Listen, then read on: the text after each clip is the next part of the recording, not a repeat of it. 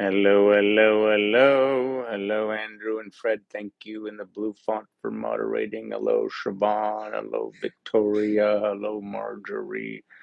Elaine, Jeff McPee, Marion. Thursdays, M, about honoring the present moment as it is. I don't remember what that was. Hey, Marion. Myrna, also a librarian. Did you know my mom was a librarian? What's up, Make? Kay, Trisha, Paul, Chris, Marjorie, Stephen. I was worried about Jeff McPee too. Nothing to be worried about there. Sonali, Jocelyn, Tamara, good to see you. Mitch, what's up? Ugh, 2 major spinal surgeries from Mitch. Wow. Oh, wishing you luck, my friend. Having had 1 major spinal injury, or whatever, surgery. Actually, two. See that? I broke my neck. Broke it in a couple places there. That was when I was 20. And I had a couple surgeries because I was so rowdy in the convalescence with my, whatever you call it on this thing, I forget now. But anyway, I had they cut me up and then they drill the thing into my head, and then I had the bars, the cage walked around in.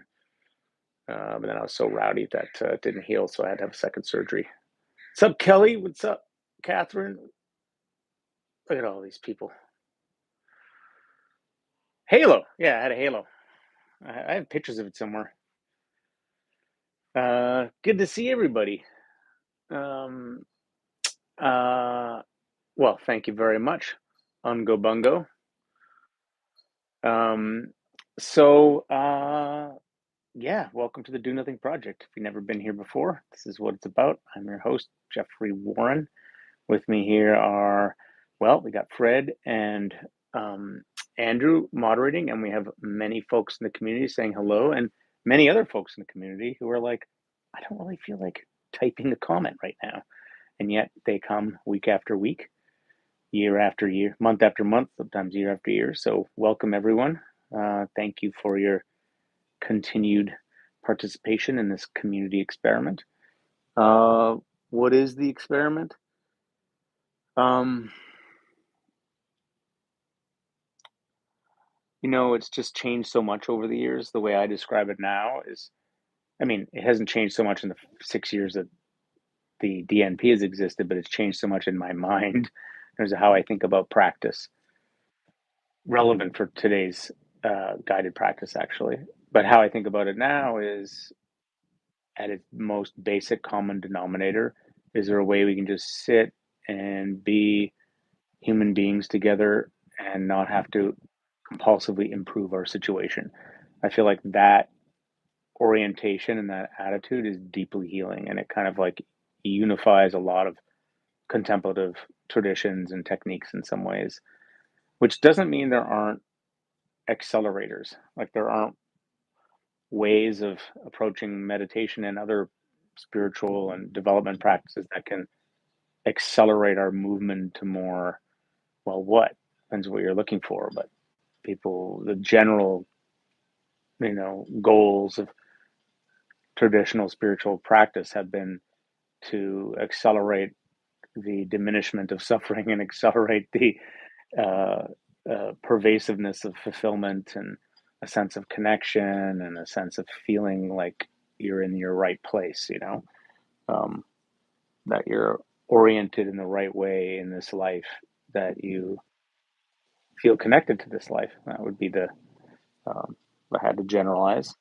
And so there have been through, as everybody knows, through millennia, many different views on this and traditions and techniques and ways of moving things along.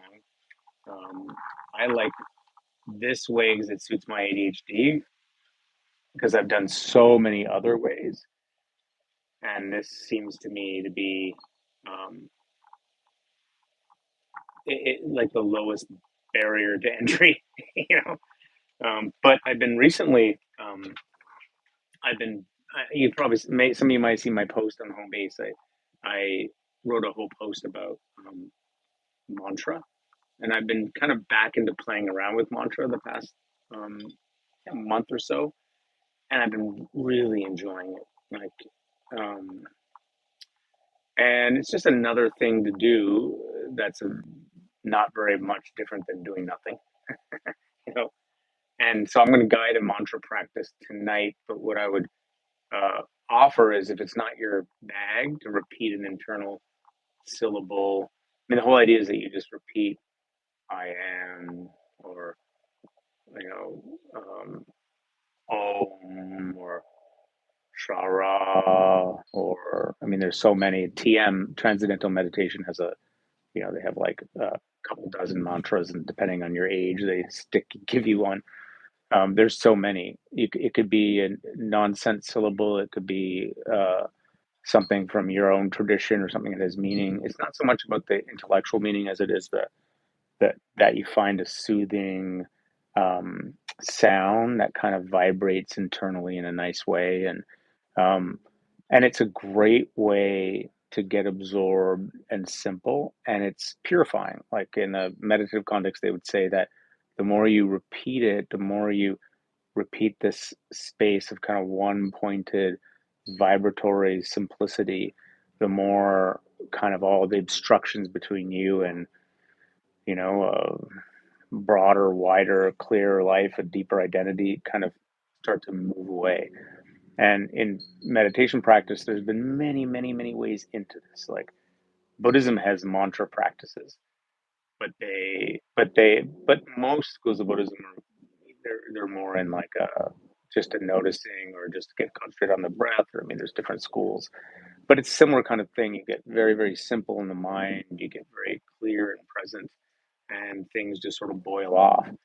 But the mantra, in particular, and the particular way it's presented in a lot of yoga traditions, is so accessible. Um, and so I thought I'd kind of guide one around that, if it is your, just to see how you like it. And I would just say that, having just explored so many different traditions, and stayed, because it stayed really passionately with one for a few years, and then jumped to the next one. One of my favorites has been, I found this guy Yogani on the internet, um, and he does this website called Advanced Yoga Practices. And I actually texted Andrew the link if you want to look at the first lesson. And he's this amazing dude from Florida, just a regular guy who doesn't say his name, even though he's been putting stuff up for 20 years on the internet. Never, he has no interest in being known, doesn't want to be famous, doesn't. Now they do charge more money for it. It used to be, but a lot of it's still free. But he's just this great guy who has this very practical description of how to build in a kind of yogic science way, building from a mantra practice outward to ever deeper, more blissful states, more powerful, transformative states. And I've dipped in and out of his stuff. I bought a bunch of his books and read them, and I just found him to be an awesome practical guide. Like, to me, he's as almost as influential as Shinzen's been for me, but more on the yoga side, because I started in yoga. And when I say yoga, I don't just mean the movement of yoga. I mean just the whole. I mean, yoga is the eight limb path, um, the whole kind of Vedic philosophy on, like, transformation and spiritual development. And he really kind of boils it all down in a way that's very cool. So I just thought I'd throw that out there. If you like this mantra practice, and you're kind of like, I like doing nothing and chilling, and I like the community, and I kind of want to accelerate my movement into more bliss and happiness and less suffering, and I'm at a time in my life when I want to prioritize that kind of practice. I would say he's one stream that I would really recommend, in addition to different Buddhist streams and other teachers. And this path too, the one I advocate here, will move you along, but it just does so in a very um, chill way. And I don't like to make big contrasts between before and after. Anyway, I had a couple ciders tonight. I went out to like a cidery with my family, and so I'm feeling chatty, and I'm really excited to get absorbed. So I'm going to guide us on a mantra practice. And thank you, Siobhan. The secret mantra. I'm going to check that out. And oh yeah, what I was gonna say is if you're not into repeating an internal sound, then you don't have to. You know, the classic way of absorption is not necessarily a mantra. The mantra is nice because it sucks up some of the thinking bandwidth, but just any kind of one-pointed absorption, like feeling the breath or the sound, getting into the sound of the vent or the wind. I got wind around me. Anything like that can be an absorption practice. So you can just kind of, choose what works for you. But if you've never tried it, try it. Oh, bubbly cider. I'm gonna have another one after.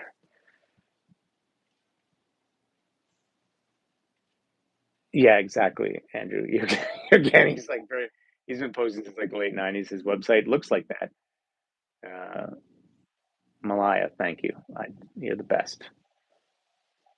Malaya, you're a singer, aren't you? For some reason, I get the sense that I get the vibe that Malaya's a singer. Sounds like a singer name. Um,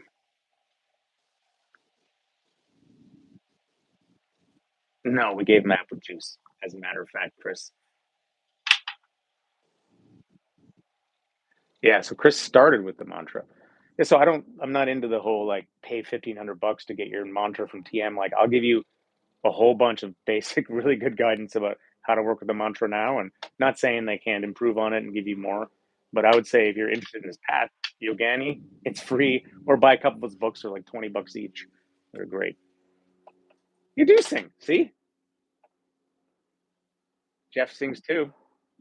Jeff, what do you sing, buddy? All right, let's do this. The origin story. Oh God.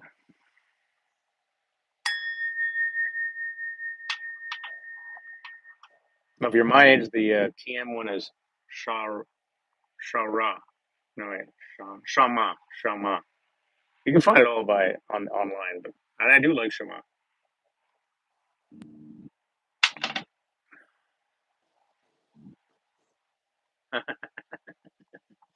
These guys are cracking me up. All right, let's do this. Okay, so as always, you can ignore everything I just said there. This is a chatty DNP. I don't know what's so chatty. If you got your own tried and true practice, you can just go ahead and do that. You don't even have to make it a formal practice. This can be your time to just not have to worry about how you're going to organize this next 25 minutes. Maybe you're just looking out at a view, or you're just resting back on the couch, feeling your breath, resting. Relaxation in any event is a good aspiration. And what that means isn't arriving in a perfect place of relaxation. It's more noticing how you're sitting and noticing if there's anything in your posture that's kind of creating tension, or even in your breathing. Like maybe you're kind of breathing up high in your chest and feeling a bit anxious all day. So let's smooth things out a bit. The more the mind and body, well, the more the body's relaxed, the more things settle, the more the mind settles. The more the mind and the body settles, the clearer and the cleaner the signal. The more subtleties in our experience can be honored and made space for. And that's really very much part of how the mantra practice works. So, good thing about mantra practice, you just start. You repeat a phrase or a syllable or two syllables that, for whatever reason, kind of work for you. And if you don't, I mean, a lot of us won't have experimented much, so I'll just offer yoganis, which is I am, but he kind of says like EYE, then yam, YAMMM, I am, but it could be someone in my Substack today, we are, or Shar Shama, Om. I mean, it could be anything. I mean, maybe it's ah, or it's you bet. You know, you can use a English term. Maybe it's I love you or amen if you're on the Abrahamic tip. I like I am,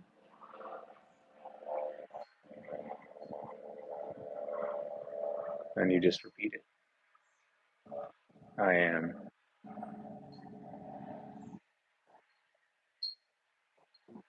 I am. I am. If that's what you're repeating. Yeah, I mean, I encourage you. If you never tried this before, just try it. The thing about it is, it can be quite effective quite quickly. It leads you into these absorbed states famously, fairly quickly, or it can. And the idea is that you're repeating it. At first, you're distracted. It seems ridiculous. It feels artificial, but you just keep repeating at a kind of calm pace. And the more equanimous your tone, I am, the more sort of matter of fact you repeat it, it lands. And you repeat, it lands. So you're paying attention to the speaking of it internally, because it's in your head, and then the listening to it. So interesting that you can speak it and listen to it at the same time.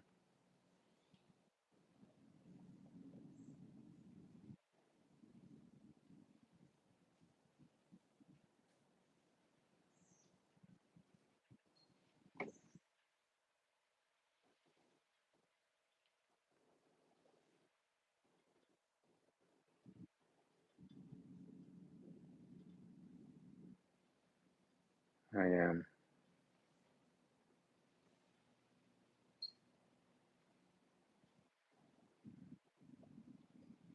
So, how unhurried can you be in this repetition?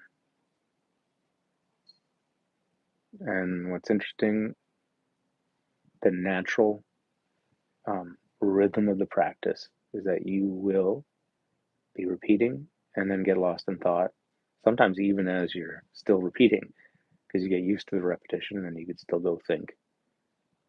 You'll notice and you come back. And that is how it's supposed to go. Every time you're lost and thinking, every time you get feelings coming up, whatever, that's part of the process of, in a sense, releasing those things. So it's perfectly natural. But I'll let you try it out for a while. I'll come back in a bit.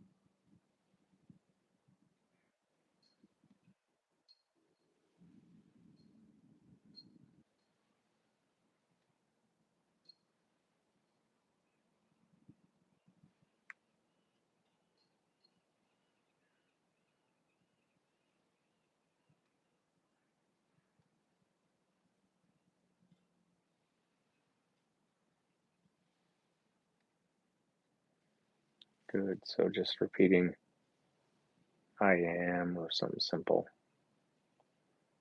internal spoken rhythm. Of course, like I said, it could be also you're just paying attention to the breath or something else, different ways to be absorbed. But if you're using a word or a syllable, just, are you really just saying it in a matter of fact way, letting it be the case, or are you in some little bit of a struggle about it, suspicious of it, resisting it, uptight about it? Because all that'll just sort of interfere. The idea is just to be easy with it. It doesn't have to be perfectly pronounced. You can forget and come back. Imagine you're sort of like dropping this sort of vibration. I am into your system. And the more open and receptive and quiet you are inside, the more it can move outward, move down, trickle down. I am. That's why we work towards the state of like non-resistance internally, so that it can really propagate.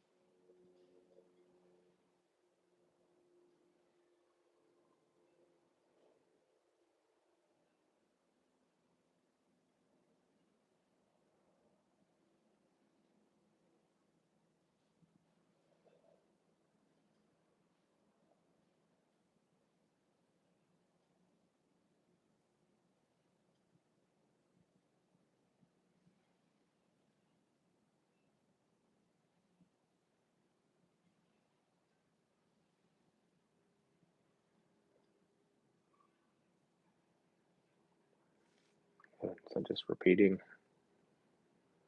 your word or your syllables or whatever it is, and to have this sort of intention to converge all the strands of your attention into the repetition and the hearing, listening. Other things will be going on, thoughts, distractions. You let those be there, and then you come back. How completely can I really devote myself to this repetition? And not effortful, not straining, kind of relaxed.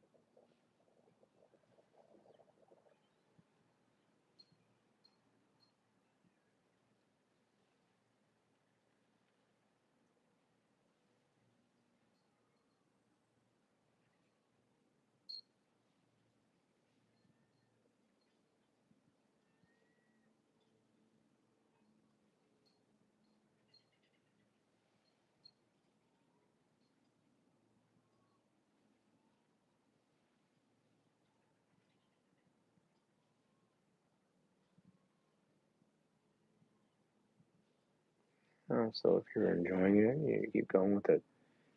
This is particularly good practice for people who kind of want to give their minds something to do, similar to the kind of counting your breaths or repeating in every time you breathe in or out. But if it feels, like it's kind of crowded in your mind or you're not into it that much, you just let it go. Just sit and be a body, and you can get absorbed in a sensation in a similar kind of way. That might be more your thing, absorbed in just hearing nature sounds or something. Same direction.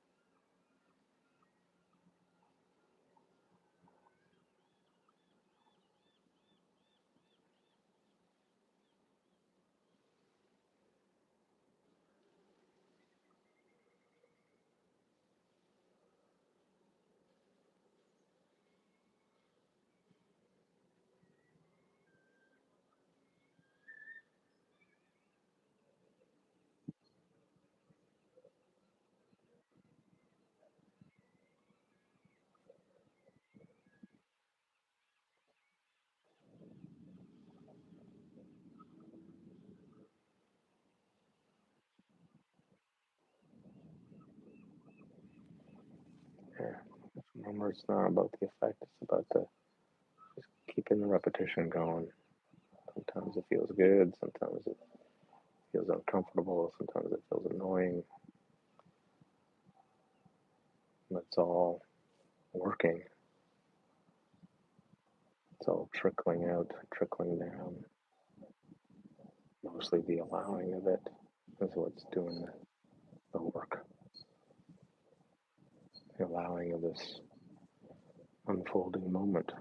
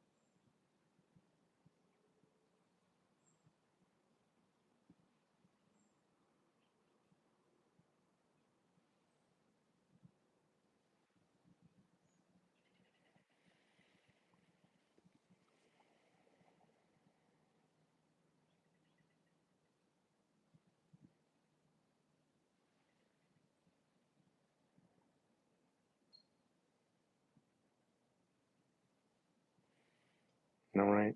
Now in the last a couple minutes, got a few options. You can keep the mantra going. Just sit in silence. Or you can change up your mantra a bit to be more in line with a simple gratitude practice. Thank you. Repeating thank you, even if you don't know why. The best kind of gratitude practice, reasonless gratitude. Let a reason find you. All of a sudden you realize you're thanking the sound of the birds or the sound of your neighbors or the feeling of your knee itching, the thought of that person, memory of that time, recognition of this life. Thank you. These people, this moment. Thank you.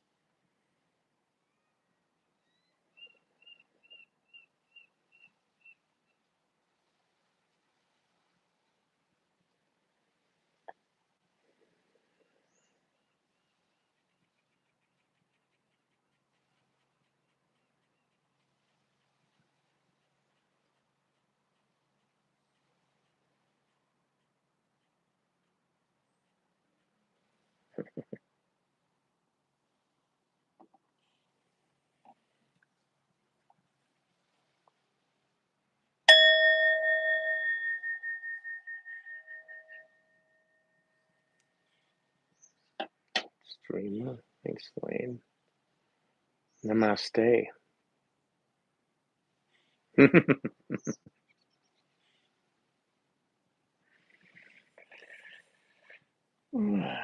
So, would you guys? Do you guys like the mantra? Not like it so much? I'm curious.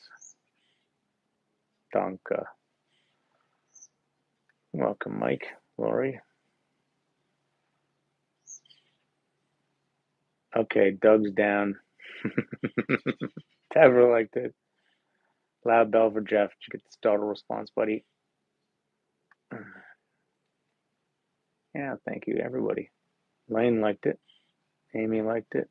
Gabrielle liked it. Tamara found it peaceful. Cyclical. Beth liked it. Siobhan liked it. Melissa found it relaxing. I mean, I should have asked you at the very end. Check in if you feel a little bit more settled or peaceful. Then just telling you that that's a practice that works among others. Nice, Victoria. Fluffy Marshmallow loved it, of course. Catherine's going to try it a few more times. Yeah, I like Shema too. I sometimes alternate with that one. Jocelyn. Yep, thumbs up. Thanks, Paul. Press thumbs up if you liked it. I don't know where that is. I can't press thumbs up. Yeah, nice change. Oh, so Zach did Shema too. Kay wants to see the view. Okay, check this crazy situation out. Yep, I'm not taking it for granted. For a few short months, I get to see that. They're already going by fast.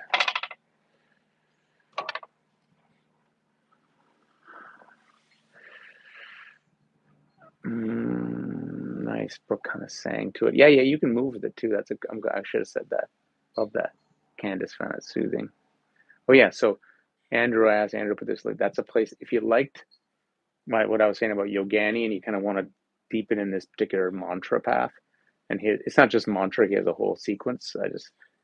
Andrew put a link in there. You can kind of check his vibe out. I love this guy because he's very practical and no bullshit, and he goes real deep. He was one of the first people who really talked a lot about pacing yourself in practice that I really appreciated. I wasn't hearing that from my Buddhist teachers, but he's very like, yeah, 20 minutes a day, you know. If you start to have lots of effects, slow down because you got to integrate that shit.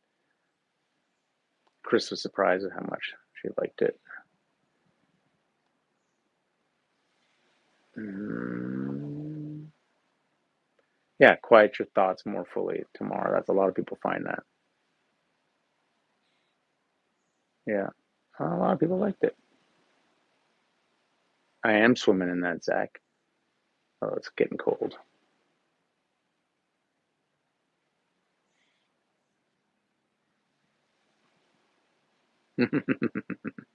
Tensional cathartic. Thanks for spelling out your acronyms, Malaya. Uh, yeah, I'm digging the shares too. Well, thanks, friends. I appreciate. Um, Good to hang out with you as always. Um, oh, cool. Andrew's going to do a mantra. It's mantra. Andrew's going to do a bide on his mantra this Wednesday. So if you want to sit with Andrew, he's got a link there with the time. Uh,